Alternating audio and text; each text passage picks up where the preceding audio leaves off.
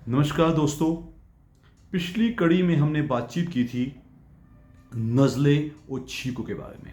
उनके कारणात बताए गए थे और कुछ देसी सुझाव गए थे जो कि घरेलू सुझाव कहलाते हैं। उससे हमें मदद मिलती है। आज हम बातचीत करेंगे उसके कोई ट्रीटमेंट्स जो बहुत नुकसानदायक ना हो, जिससे कुछ मदद मिले। और बातचीत करेंगे इसके अलावा दिसंबर के आसपास, जनवरी के आसपास एक एलर्जिक कफ बहुत चल रही है। एलर्जिक कफ ऐसी खांसी, बंदा दुखी हो जाता है खांसी कर कर के। ये मोस्टली पोस्ट वायरल एलर्जिक ब्रोंकाइटिक कफ होती है। छाती चीरना शुरू हो जाती है, लेकिन बंदा तरह तरह के एंटीबायोटिक्स खा लेते हैं, तरह तरह की दवाएं ले लेते हैं, लेकिन खांसी ख़त्म नहीं होती। कम से कम 2 3 4 महीने ये एलर्जिक कफ चल जाती है। तो पहले तो मैं बताऊंगा जो एलर्जिक राइनाइटिस है, जो नज़ला और छींके थी, उसके इलाज के बारे में। उसके इलाज के लिए मैंने पहले ही बता चुका हूँ, अनडिज़ायरेबल एंटीबायोटिक ना लीजिए। उसके उसके अपने डॉक्टर के हेल्प से कोई भी एंटी एलर्जिक, जो कि सिंपल सेट्रिजिन हो सकता है, सेट्रिजिन नाम से आती है, या फैक्सोफेनाडिन हो सकती है जो अलीग्रा नाम से आती है। साथ में आप मोन्टोलुकास्ट ऐड कर लें तो उसका कोई बहुत नुकसान नहीं है, फ़ायदा होता है। इसके ऊपर अगर आपको ज़रूरत पड़ती है तो आप अपने डॉक्टर की मदद से कोई नेसल स्प्रेज ले सकते हैं जो डीकंजस्टेड भी होते हैं और केवल हल्का स्टेरॉयड वाले होते हैं। लेकिन ये सब काम अपनी डॉक्टर की सलाह के साथ कीजिएगा, अपनी वजह से ऐसी डॉक्टरी मत कीजिएगा। अक्सर लोग कहते हैं डॉक्टर साहब कि काम का दबाव या ज़िंदगी की ज़रूरतों का दबाव इतना ज़्यादा होता है कि इंसान कहता है डॉक्टर साहब मुझे अभी ठीक करना है, अगले घंटे में ठीक होना चाहिए ताकि मैं अपना काम करूँ।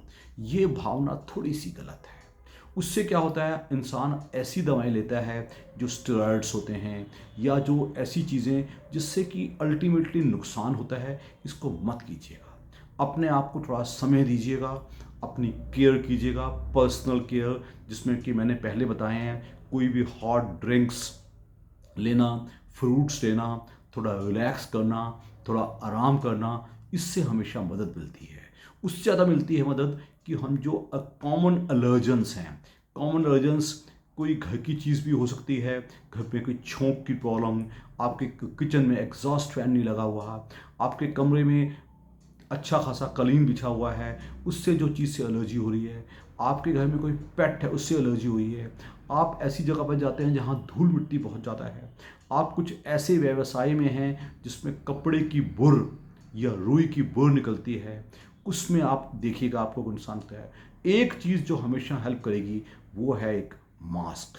मत भूलिएगा, नवंबर, दिसंबर, जनवरी, 3 ऐसे महीने हैं जिस दौरान दिल्ली एनसीआर में और प्रैक्टिकली पूरे नॉर्दर्न इंडिया में ही प्रदूषण पीक पे पहुंच जाता है।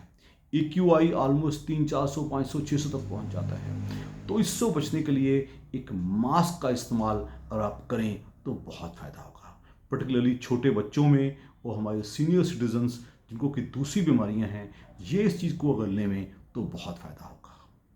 अब मैं आऊँगा जो एलर्जिक कफ जिसके बारे में मैं डिस्कस कर रहा था। डॉक्टर साहब खांसी रुकती ही नहीं मेरी, कोई भी कफ सिरप पी लूँ, कुछ भी कर लूँ, रुकती नहीं।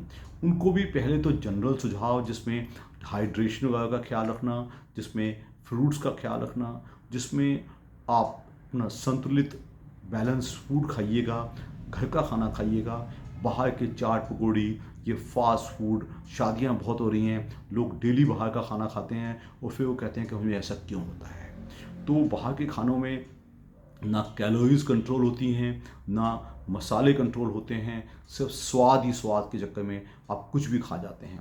इनको जितना हो सके आप अवॉइड कीजिएगा। और उसके ऊपर अपने डॉक्टर की मदद से कोई भी एंटी एलर्जिक या ब्रोंकोडायलेटर, जो कि डायरिफैलिन भी होते हैं, एस्थलिन भी होते हैं, आप कोई इनहेलर जो कि आपको डॉक्टर अपनी सलाह से देगा, या नेबुलाइजर जिसमें कोई ब्रोंकोडायलेटर प्लस इनहेल्ड स्टेरॉयड दिए जाते हैं, वो दिया जाए तो उससे बहुत फ़ायदा होता है। इन सब के ऊपर मैं एक चीज़ हमेशा बताता हूँ, नज़ले के लिए भी और खांसी के लिए भी, कि आप अपनी रेस्पिरेटरी एक्सरसाइज कीजिएगा, अपनी फिटनेस पे ध्यान दीजिएगा। कोई साइकिलिंग कीजिएगा, कोई एरोबिक एक्सरसाइज जिम में जाके, या कोई सिंपल ब्रिस्क वॉक करिएगा। इससे आपको मदद मिलेगी। अगर फिर भी ठीक नहीं होते हैं तो अपने डॉक्टर के या अपने ENT स्पेशलिस्ट के या अपने चेस्ट स्पेशलिस्ट के संपर्क में रहिएगा। अगर अभी तक आपने मेरा यूट्यूब हेल्थ चैनल घर का डॉक्टर लाइक या शेयर या सब्सक्राइब नहीं किया है तो अवश्य कीजिएगा और बेल आइकन अवश्य दबाइएगा, ताकि आपकी कोई सवाल हो तो उसका मैं जवाब दे सकूं। अगर आप समझते हैं कि आप और कोई टॉपिक सुनना चाहेंगे या और कोई आपकी पर्सनल क्वेरी है तो अब आप मेरे व्हाट्सएप पे या इसी पे आप जवाब दीजिएगा, उसका मैं आंसर अवश्य दूंगा। Thank you very much.